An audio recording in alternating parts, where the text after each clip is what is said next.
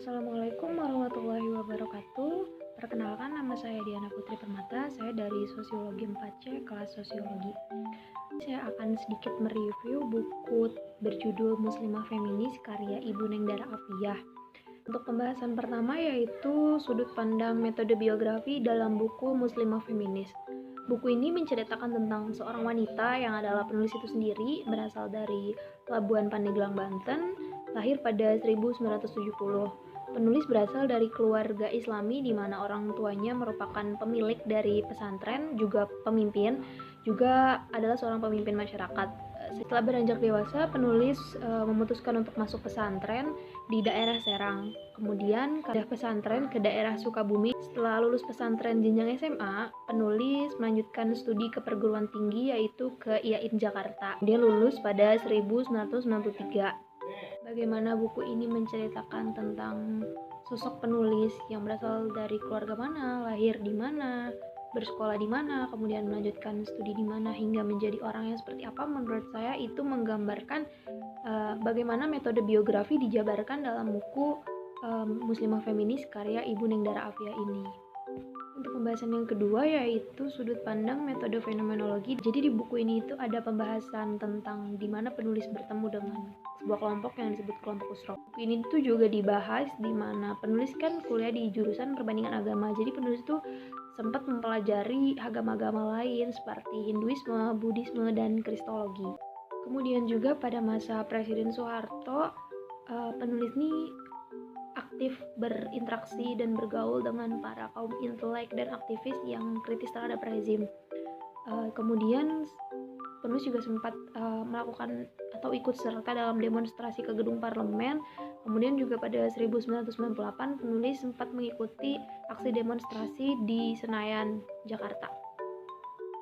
Menurut saya, bagaimana pengalaman penulis diceritakan dalam buku ini seperti pengalaman bertemu dengan kelompok usro, pengalaman ikut serta menjadi narasumber di Finlandia, pengalaman ikut demonstrasi, itu bisa menggambarkan buku ini dalam sudut pandang fenomenologi. Untuk yang terakhir itu dalam sudut pandang gender. Jadi di buku ini tuh saya banyak banget ngeliat perspektif gender yang dibahas, karena emang buku ini tuh separuhnya ngebahas tentang gimana seorang anak kiai berkembang hingga menjadi seorang pegiat feminis.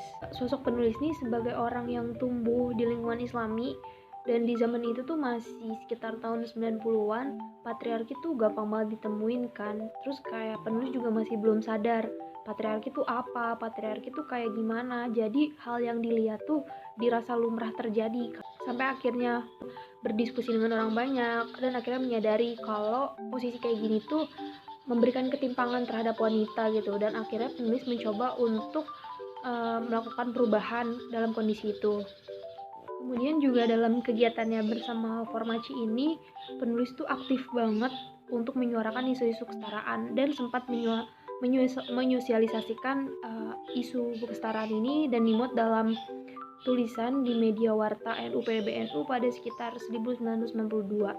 Penulis ini juga akhirnya bergabung pada sebuah organisasi bernama Organisasi Solidaritas Perempuan, yang dimana dalam prosesnya bersama organisasi ini tuh banyak banget tekanan yang diterima dari berbagai arah, karena mereka nih dianggap membawa ideologi barat ke Indonesia, dianggap menentang dari agama Islam dan lain sebagainya.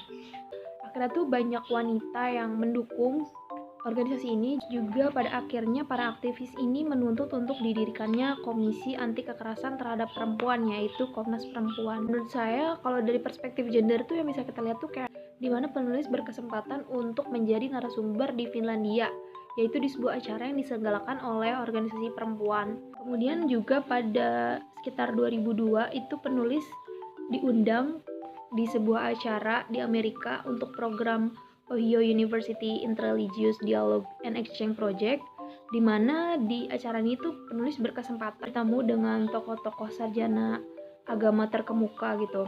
Di beberapa cerita yang saya paparin tadi dapat dilihat bagaimana hidup seorang anak wanita asal daerah dan berasal dari keluarga Islami yang kemudian berkembang menjadi wanita yang aktif dan banyak mempelajari tentang kemodernan sampai ke ranah gender dan feminis.